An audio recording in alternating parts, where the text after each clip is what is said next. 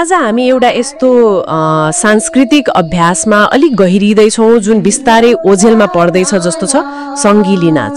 हो, सङ्गिली नाच। तर मोरङको पथरी शनिश्चर्यमा एउटा महिला समूह उहाँहरू यसलाई जीवन्त राख्न एकदमै भनौँ न कम्मर कसेर लाग्नु भएको छ।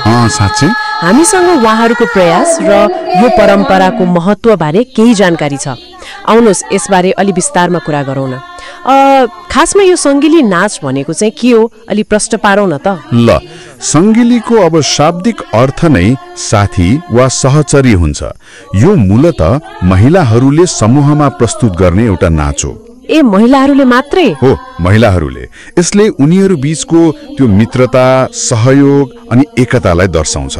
यस्तो कल्पना गर्नुहोस् न, महिलाहरू गोलो घेरामा बसेर ताली बजाउँदै गीतको लयमा नाचिरहेका छन्। कस्तो रमाइलो होला है। एकदम। अनि गीतहरू सामान्यतः मतलब रामायण, महाभारत जस्ता धार्मिक ग्रन्थका कथाहरूमा आधारित हुन्छन्, तर त्यसलाई उनीहरूले आफ्नै त्यो स्थानीय लवज र अनुभवसँग मिसाएर गाउँछन् के। ए, त्यसरी पो हो। यसले ती पुराना कथाहरूलाई पनि अलि नौलो र सान्दर्भिक बनाउँछ। अनि यसमा त्यो ग्रामीण जीवनका सुख दुःख, सामाजिक सम्बन्धका पाटाहरू पनि लयबद्ध रूपमा अभिव्यक्त हुन्छन्। यो त निकै मतलब रोचक सुन्यो। धार्मिक कथालाई स्थानीय जीवनसँग जोड्ने कुराले त यसको गहिराई अझ बढाउने रहेछ। अनि पथरी शनिश्चर्यको त्यो समूह श्री महिला जागरुक हरि कीर्तन तथा सन्मिङ्गी समूह, उहाँहरूले यसलाई कसरी जोगाइरहनु भएको छ त? उहाँहरूको यात्रा के कस्तो रह्यो? यो समूह त विक्रम सम्वत 2063 मा नै स्थापना भएको हो, तर उहाँहरूले 2080 मात्रै स्थानीय सरकारमा विधिवत दर्ता भएर अझ संगठित रूपमा काम थाल्नु भएको छ। ए, दर्ता चाहिँ भर्खरै? हो। उहाँहरूको प्रयास साँच्चै प्रशंसनीय छ। एकातिर उहाँहरूले नयाँ पुस्ता, खास गरी विद्यार्थीहरूलाई यो नाच सिकाउँदै हुनुहुन्छ। यो त राम्रो कुरा भयो। अनि अर्कोतिर झापाको त्यो 87 धाममा लाग्ने ठूलो धार्मिक मेला, गोरक्ष महोत्सव अथवा सुनसरीको बराह क्षेत्रमा हरेक 12 वर्षमा लाग्ने कुम्भ मेला जस्ता महत्त्वपूर्ण अवसरहरूमा यो नाच प्रदर्शन गरेर यसको प्रचार प्रसार पनि गरिरहनु भएको छ। भनेपछि तालिम पनि अनि प्रदर्शन पनि दुवै माध्यमबाट सक्रिय हुनुहुन्छ। तर यो नाच लोप हुने खतरामा छ भन्नुभयो नि अघि, त्यो चाहिँ किन होला? आधुनिकताले कसरी यस्ता परम्परालाई असर पार्छ? हो नि, खतरा त वास्तविक छ। अब हेर्नुहोस् न, आधुनिक जीवनशैली, नयाँ मनोरञ्जनका साधनहरू अनि त्यो बसाइसराई जस्ता कारणले यस्ता परम्परागत अभ्यासहरू पछाडि पर्दै जान्छन्। हो, त्यो त हो।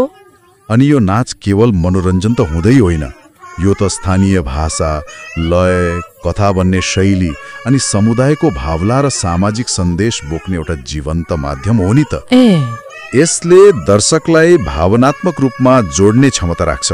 जब यस्तो नाच हराउँछ तब यी सबै अमूर्त सांस्कृतिक सम्पदाहरू पनि सँगै हराउँछन्। त्यसैले यो समूहको प्रयास यति महत्त्वपूर्ण छ। उहाँहरूले एउटा नाच मात्र होइन, सिङ्गो पहिचान र अभिव्यक्तिको माध्यम जोगाउँदै हुनुहुन्छ। यो त निकै गम्भीर कुरा पो रहेछ। पहिचान जोगाउने यो अभियानमा उहाँहरूको भविष्यको योजना केही छ कि? केही ठुलै तयारी पो गर्दै हुनुहुन्छ कि? पक्कै पनि। उहाँहरूको एउटा महत्त्वकांक्षी प्रस्ताव छ, पथरी शनिश्चर्यमा 2081 फागुन 10 गते संलिङ्गी महोत्सव नै आयोजना गर्ने। ए, महोत्सव नै हो। महोत्सव यो केवल सांस्कृतिक कार्यक्रम मात्र हुने छैन, यसको उद्देश्य अलि बहुआयामिक छ।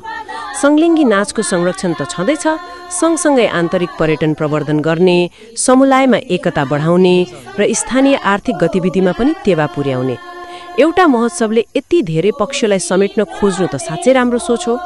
महोत्सवमा के कस्ता कार्यक्रमहरू राख्ने योजना रहेछ नि? उत्सवमा परम्परागत संलिङ्गी नाचगानको प्रस्तुति त प्रमुख आकर्षण हुने नै भयो, त्यो त हुनै पर्यो होला नै।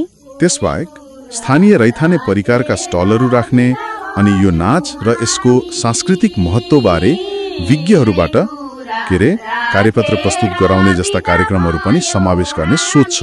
ए, कार्यपत्र पनि? हो। यसले संस्कृतिलाई प्रदर्शन गर्ने मञ्च मात्र दिँदैन, स्थानीय अर्थतन्त्रलाई पनि चलायमान बनाउन सक्छ र यसबारे अलि प्राज्ञिक विमर्शलाई पनि ठाउँ दिन्छ। यो सुन्दा त पथरी शनिचरेको यो प्रयासले नेपालका अरू ठाउँका समुदायलाई पनि आफ्नो मौलिक संस्कृति जोगाउन पक्कै प्रेरणा मिल्ला जस्तो लाग्यो मलाई त।